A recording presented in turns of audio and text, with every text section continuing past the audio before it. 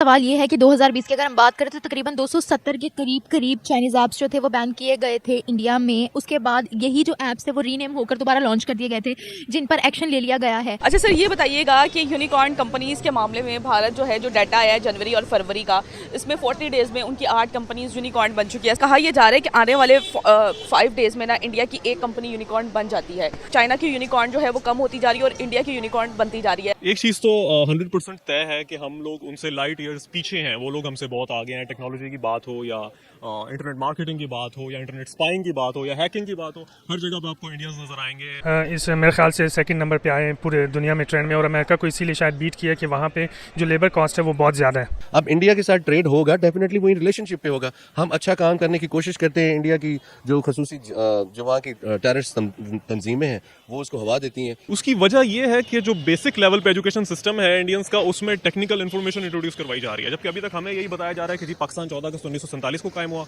और हम लोग 65 और 71 की वॉर जीते थे।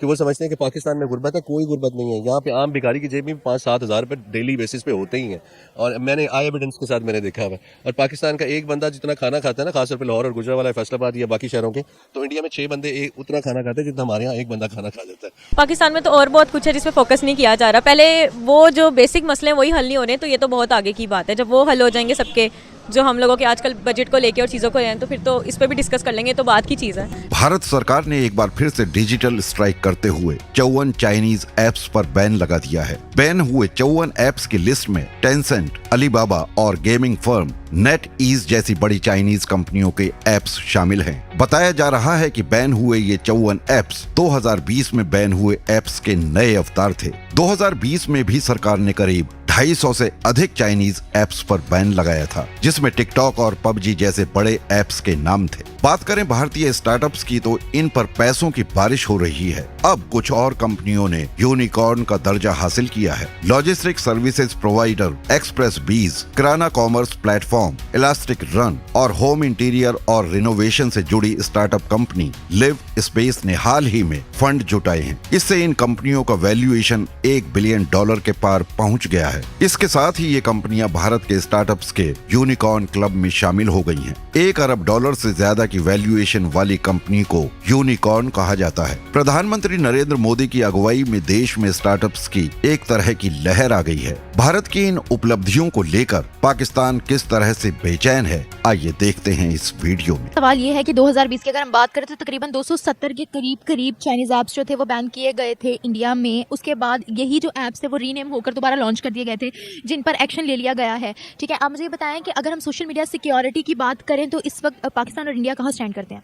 पाकिस्तान तो अगर देखा जाए कि सिक्योरिटी वाइज या हम किसी भी वाइज इकोनॉमी वाइज देखें, इंडिया से बहुत दूर है। अच्छा सर, ये बताइएगा कि यूनिकॉर्न कंपनीज के मामले में भारत जो है, जो डाटा आया है जनवरी और फरवरी का, इसमें 40 डेज में उनकी 8 कंपनीज यूनिकॉर्न बन चुकी है। कहा यह जा रहा है कि आने वाले 5 डेज में ना इंडिया की एक कंपनी यूनिकॉर्न बन जाती है। चाइना की यूनिकॉर्न जो है वो कम होती जा रही है और इंडिया की यूनिकॉर्न बनती जा रही है, बढ़ती जा रही है। फैक्ट्स एंड फिगर्स जो आए हैं, सर आपको क्या लगता है कि आने वाले टाइम में जो इंडिया है वो चाइना को बीट करता हुआ नजर आ रहा है यूनिकॉर्न कंपनीज के मामले में? याद रखिएगा, कमज़ोर जो डेमोक्रेसीज होती हैं ना, जैसे हमारे कंट्री में है, इंडिया में है, बांग्लादेश में है, हम चाइना को या वेस्ट को टक्कर नहीं दे सकते। उनका बेसिकली एडमिनिस्ट्रेटिव जो स्ट्रक्चर है ना वो बहुत स्ट्रॉन्ग है इन कंट्रीज़ का। वेस्ट को देख लें आप, अमेरिका आ जाता है उसमें, कनाडा आ जाता है, या आप चाइना को देख लें, बेसिकली गवर्नेंस के प्रॉब्लम है। हमारे यहाँ करप्शन इतनी ज़्यादा है, वो मैं मानता हूँ यूनिकॉर्न कंपनी इंडिया प्रोड्यूस कर रहा है, लेकिन आप ये भी देखें पाकिस्तान में भी यूनिट्स यहाँ इंक्रीज़ हो रही है। अगर टेक्सटाइल सेक्टर देखें, हमारा IT सेक्टर देखें, IT सेक्टर इस वक्त मेरा ख्याल है कि 4 अरब डॉलर के ऊपर जा रहा है, जो तकरीबन 500 के लगभग बन रहा है। 500 अरब जो है वो 500-600 अरब रुपया जो है ना वो IT सेक्टर हमारा अर्न कर रहा है। इसी तरह हमारा टेक्सटाइल है, वो नई टेक्सटाइल लग रही है। मैं वही बात है आप वाली कि अगर वो उनके यहाँ इंडस्ट्री आ रही है तो हमारे यहाँ भी इंडस्ट्री आ रही है। ऐसी बात नहीं है, अंडरएस्टिमेट ना करें। आप देखिए, हम चाइना जो है वो बहुत बड़ी इकोनॉमी है। हर कंट्री में जो है उसकी चीज़ें इंपोर्ट हो रही हैं। चाइना एक्सपोर्ट कर रहा है हर कंट्री को अपनी चीज़ें, और हम लोगों के मुल्क में तो काफ़ी ज़्यादा आ रही हैं। हर चीज़ें मेड इन चाइना है। आपको नहीं लगता कि इतनी ज़्यादा डिपेंडेंसी चाइना पे हमारे लिए ही नुकसानदा है? Excess of everything is bad, आपको पता है। तो आपको पता है कि अब इंडिया में हर चीज़ मेक इन इंडिया की पॉलिसी उनकी आई है, जिसमें हर चीज़ की मैन्युफैक्चरिंग उनकी अपनी कंट्री में हो रही है। आपको नहीं लगता कि हमें इंडिया को देखते हुए काम करने की ज़रूरत है? हमें उनसे कुछ सीखने की ज़रूरत है या नहीं? हाँ, ये एक बड़ी चीज़ है कि देखें अगर इन फ्यूचर जिस तरह इंडिया काम कर रहा है ना, अपनी कंट्री पे वर्किंग कर रहा है, आईटी में, एटीसी, मैन्युफैक्चरिंग में, इंडस्ट्री में, अगर इसी तरह काम करता रहा तो हमें सीखना चाहिए। हमें कंपैरिजन नहीं करना चाहिए पाकिस्तान वर्सेस इंडिया, हमें सीखना चाहिए क्योंकि हम भी इससे सीख से आगे जा सकते हैं। सबसे बड़ी चीज़ है कि वो मैन्युफैक्चरिंग पे वर्क कर रहा है और इन फ्यूचर मेरा ख्याल है कि इंडिया में वो मुल्क बन जाएगा जो टॉप पे चल जाएगा मैन्युफैक्चरिंग की दुनिया में। आपको पता है कि वो सेकंड लार्जेस्ट कंट्री बन गया मैन्युफैक्चरिंग, ग्लोबल मैन्युफैक्चरिंग के मामले में इंडिया। आपको क्या लगता है कि वो आने वाले टाइम में चाइना को भी बीट कर देंगे जिस हिसाब से वो मैन्युफैक्चरिंग कर रहे हैं और उन्होंने यूएस को? पॉपुलेशन पे फर्क पड़ता है। चाइना की पॉपुलेशन बहुत ज़्यादा है, इंडिया की पॉपुलेशन इतनी नहीं है, बट चाइना ऑब्वियसली नंबर 1 पे ही रहेगा, इंडिया इतना अपग्रेड नहीं जाएगा। इंडिया में भी अमेरिका से आगे निकल जाए, चाइना से नहीं निकल सकता आगे। अगर 2020 की बात करें तो तकरीबन 270 ऐसे ऐप्स थे जिन्हें बैन किया गया था। 270 इंडियन गवर्नमेंट ने बैन किए थे तकरीबन। अच्छा, अगर उसके बाद की हम बात करें तो यही ऐप्स जो हैं वो रीनेम होकर दोबारा इंडिया में लॉन्च किए गए थे जिनके खिलाफ एक्शन लिया गया है। ठीक है, अब आप मुझे ये बताएं कि इंडिया और पाकिस्तान दोनों सोशल मीडिया सिक्योरिटी के हवाले से कहाँ पर स्टैंड कर रहे हैं इस वक्त?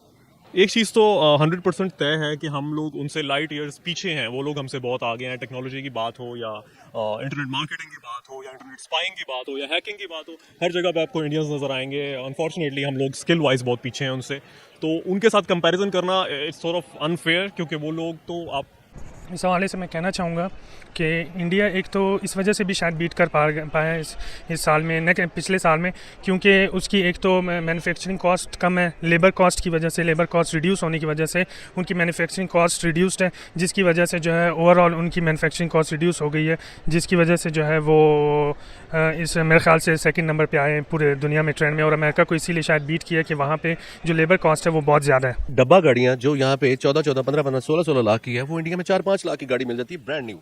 और वो उसमें कोई यहाँ पे हमारी, मैं ब्रांड का नाम लूंगा तो फिर शायद आपके लिए प्रॉब्लम भी आ जाएगा। मेड इन पाकिस्तान गाड़ियाँ जो इंडिया में, अच्छा चलो हम आधा पैसा भी इंडिया का कर लें तो तब भी वो 3-4 लाख पाकिस्तानी रुपए में महंगी ही बिकती है पाकिस्तान में वो गाड़ी। यानी कि आप उन ब्रांड्स को जानते हैं, यहाँ पे सामने भी खड़ी हुई है वो गाड़ियाँ।